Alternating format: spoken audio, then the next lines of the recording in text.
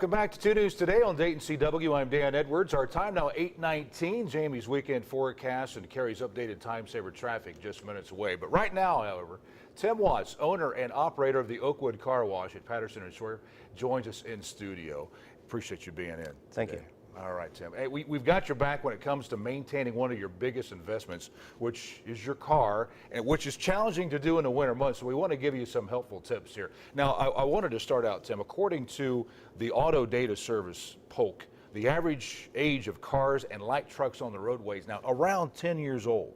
So people are really hanging on to their vehicles, aren't they, Tim? Yes, people are hanging onto their cars. They understand the importance of taking care of them, keeping them clean, and in protecting their investment. Are women better at it than men? It's probably 50-50. 50-50. Correct.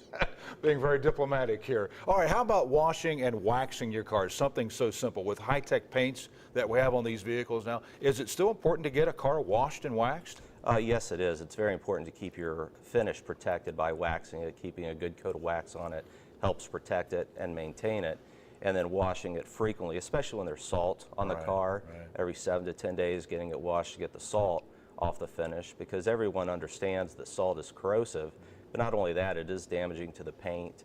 It dulls the paint over time, so it's good to get it washed off the paint. I see some vintage footage of snow there at your place in Oakwood, and you know, we're talking about the undercarriage. I always wonder, is it worth the extra money to get your undercarriage washed as well, or is that just basically a common feature? Yes, it is. It's normally at full service car washes, it's only a couple dollars. And it's a good underbody rinse that helps knock the salt off the underneath of the car. Now, we were talking earlier about, you know, we see snow piled up there in your parking lot.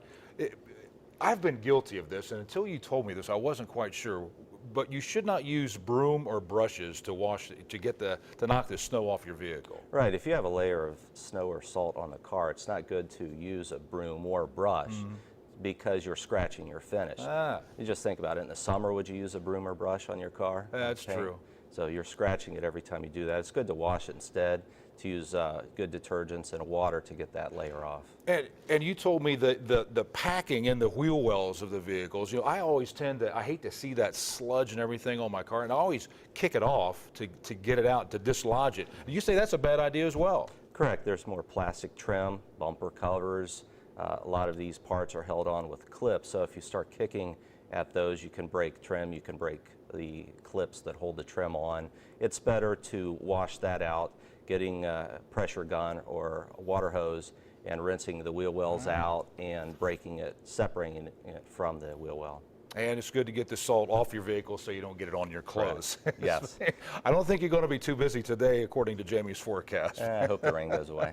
But even if it does rain, you still should get a car wash because people wash their car after the rain, because the acid's in it, collecting on the finish isn't good for your car either.